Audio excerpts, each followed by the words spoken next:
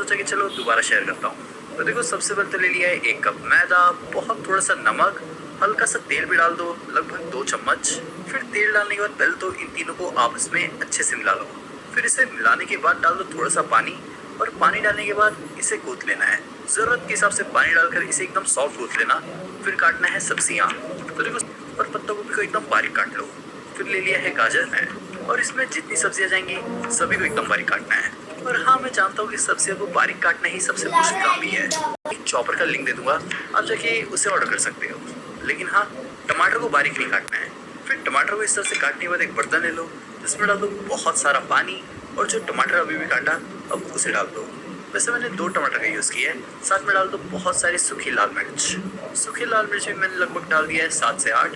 फिर इसे 10 से 15 मिनट के उबाल लो, और उसके बाद काट लो प्याज। और प्याज को भी एकदम बारीक ही काटना है। हाँ, अब बहुत लोग ये सोच रहे होंगे कि इतना मेहनत करने से अच्छा तो ऑर्डर कर लेता हूँ। ज़रूर कर सकते हो ऑर्डर, लेकिन घर में जितना क्वांटिटी मिलेगा ना, उतना क्वांटिटी बाहर से खरीदने में बहुत महंगा पड़ जाएगा। और वैसे भी 6 मोमोज में किसका ही मन पड़ता है। फिर ले लो एक मिक्सी जार, और जो टमाटर मिर्ची को उबाल लिया था अब उसे डालकर इसे पीस लो। और फिर ले लो एक पैन में डाल दो 2 चम्मच तेल। तेल को गर्म करके डाल दो बारीक कटा हुआ लहसुन, अदरक। फिर अदरक लहसुन को अच्छे से पकने दो, और अदरक लहसुन पकने के बाद वो जो टमाटर और मिर्ची का पेस्ट बनाया था अब उसे डाल दो। फिर इसे डालने के बाद आप साथ ही साथ अपने टेस्ट के हिसाब से इसमें और फिर नमक डालकर इसे दोबारा मिला लो। फिर इसे तब तक पकने दो जब तक इसमें उबाल ना आ जाए। और उबाल आने के बाद डाल दो इसमें आधा छोटा चम्मच से भी कम सोया सॉस। सोया सॉस को भी चटनी के साथ अच्छी तरह से मिला लो। हाँ, वैसे मैंने आप लोग को बताया नहीं ना, ये मैं मोमोज की चटनी बना रहा हूँ। फिर इसमें लगभग 3 चम्मच मैंने केचप भी डाल दिया है, और केचप को भी मिला लो। फिर केचप वेचप मिलाने के बाद जब ये इस तरह से गाढ़ा हो जाए तब ना इसे निकाल लो। फिर उसके बाद दूसरे पैन में ले लो 2 चम्मच तेल। तेल डालने के बाद तब तेल को गर्म करके इसमें डाल दो बारीक कटा हुआ लहसुन। फिर लहसुन को तेल में अच्छे से पकने दो, और लहसुन के पकने के बाद 1 चम्मच भर के अदरक भी डाल दो। फिर थोड़ी देर अदरक को भी पकने दो, और अदरक के पकने के बाद अपने टेस्ट के हिसाब से हरी मिर्च डाल देना। मैं तो बहुत स्पाइसी खाता हूँ, इसलिए मैंने भर भर के डाल दिया है। फिर जो प्याज को बारीक काट लिया था अब उसे भी डाल दो, और प्याज को भी अच्छी तरह से पकने दो। साथ में डाल दो पत्ता गोभी, गाजर, शिमला मिर्च भी डाल सकते हो, लेकिन सच बताऊं मुझे इसमें शिमला मिर्च कुछ खास पसंद नहीं। फिर डाल दो नमक और काली मिर्च पाउडर। काली मिर्च पाउडर संभल के डालना, क्योंकि हरी मिर्च भी डाली है। और अब इसे अच्छी तरह से पकाकर निकाल लो।